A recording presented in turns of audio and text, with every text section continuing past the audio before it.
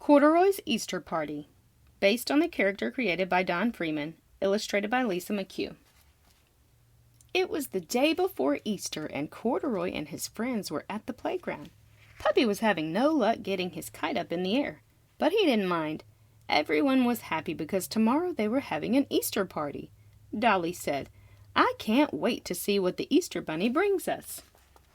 The party was going to be at Corduroy's house. Mouse made a list of all the things they would need. "Do you think the Easter Bunny likes jelly beans?" Mouse said.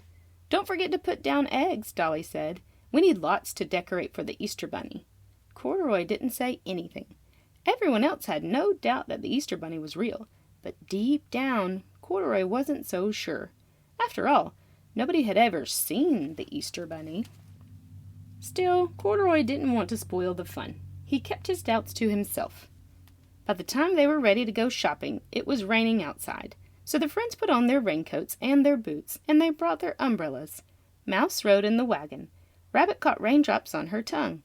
Puppy jumped right in the middle of every single puddle. Kersplash! Their first stop was the general store. They bought everything they needed to dye Easter eggs. Mouse picked out a big bag of jelly beans with plenty of red ones because those were his favorites. Corduroy found some pretty colored Easter baskets, and he also found a funny bunny hat. Do you see it tucked away on a bottom shelf? "I am the Easter Bunny," Corduroy said. "No, silly," said Mouse. "The real Easter Bunny will be here tomorrow, but let's all get party hats." So they did. Dolly looked beautiful in her bonnet with flowers on the brim. Puppy and Rabbit picked out very silly hats. Puppy's looked like an Easter basket. Rabbit's had little chicks all over it. In a little while, the rain ended and the sun came out. So Corduroy and his friends walked to their next stop, the farm.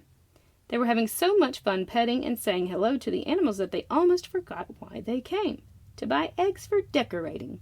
Luckily, Dolly remembered. Now, did they have everything for the party? Not yet. On their way home, the friends passed a meadow filled with flowers. There were daffodils and tulips and daisies. So they all picked little flower bouquets to use as decorations for the party. Corduroy could hardly wait to see how pretty his house was going to look. Then Dolly and Rabbit hurried back to Corduroy's house with the party things. But Puppy was very thirsty from all the walking, so Corduroy and Mouse waited for him while he had a little drink. Mouse lay back and daydreamed in the sun. "I'm so excited about Easter," he said. "Me too," said Puppy. Corduroy was too. He wanted to believe in the Easter Bunny just like everybody else. But how could he know for sure? Back at Corduroy's house, nobody could wait to start decorating eggs. They made pink ones, blue ones, ones with spots and stripes and swirls. When they were dry, Corduroy gathered up all the eggs and put them in a basket. It had been a very busy day, but now, finally, everything was ready for their Easter party the next day. It was the best party ever. They had cookies and finger sandwiches cut into tiny triangles and the most delicious fruit punch. Mouse ate so many red jelly beans he almost got a tummy ache. Everybody wore their brand new hats. Dolly looked at Rabbit and giggled. "The chicks on your hat look so real, I wouldn't be surprised if they started peeping," she said. And what was the perfect dance to do at an Easter party? Why, the bunny hop, of course. Corduroy led the way with his bunny ears flopping as he hopped up and down. Rabbit was a natural at the bunny hop. Mouse got tired because his legs were shorter, but Dolly helped him keep up. "Bunny hopping sure is good exercise," said Mouse, all out of breath. Then it was time to go outside for the Easter egg hunt. Each of them hid a few eggs and then the hunt began. "Only one rule," said Corduroy. "No fair finding the eggs you hid yourself." Corduroy peeked into the flowers. He saw some eggs, but they weren't the Easter kind.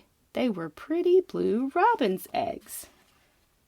After the hunt, everyone sat down on the grass and counted their eggs. "What a perfect Easter," said Dolly. "There's just one thing left." "A visit from the Easter Bunny," said Rabbit. "When do you think he will come?" asked Mouse. Corduroy did not know what to say. Easter was just about over, and still no sign of you-know-who. But look! When Corduroy and his friends went back inside, there was a big surprise, a huge Easter basket filled with all kinds of candy. Can you guess who it was from? Yes, it was from the Easter Bunny himself.